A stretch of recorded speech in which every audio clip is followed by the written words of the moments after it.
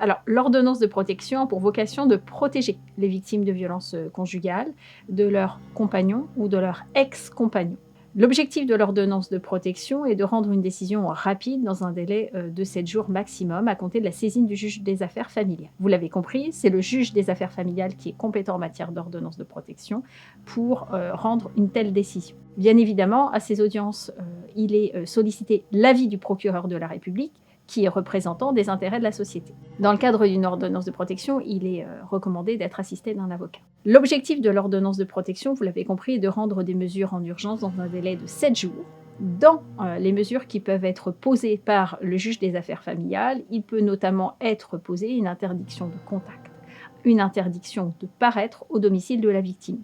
Mais bien plus, cette interdiction de contact peut s'étendre à des tiers qui ont un lien particulier avec la victime. Indépendamment de la protection de la victime directe, il est aussi statué en matière de garde d'enfants dans le cadre de l'ordonnance de protection, dès lors que la victime et l'auteur ont en commun des enfants.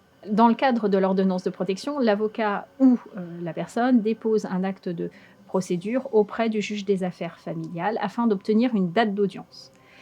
Dans le cadre du retour du juge des affaires familiales, la personne qui sollicite cette ordonnance de protection va saisir un huissier pour voir convoquer la partie adverse à cette audience d'ordonnance de protection dans un délai inférieur à 7 jours.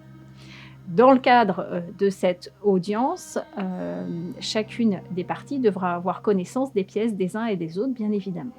Mais bien plus, la personne qui sollicite une ordonnance de protection va devoir requérir l'avis du ministère public sur un avis favorable ou défavorable aux fins d'une ordonnance de protection. Dans ce cas-là, le ministère public devra motiver son avis. Il pourra notamment faire état de procédures en cours, d'éléments en rapport ou pas avec le casier judiciaire de l'intéressé, en ce sens.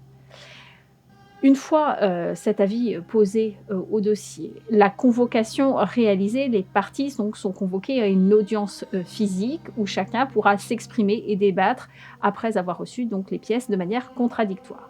À l'issue, le juge des affaires familiales indiquera la date à laquelle il rendra cette décision. Vous aurez à ce moment-là la décision aux fins d'ordonnance de protection ou aux fins de refus d'ordonnance de protection. L'ordonnance de protection, vous l'avez compris, est un mécanisme efficace pour permettre à une victime de violence conjugale d'être protégée, d'où l'intérêt d'un avocat en ce sens. C'est votre conseil qui appréciera si vous rentrez dans les critères de cette ordonnance de protection et cet avocat, s'il considère que vous rentrez dans les critères de cette ordonnance de protection, fera effectivement le nécessaire pour vous permettre d'obtenir cette protection.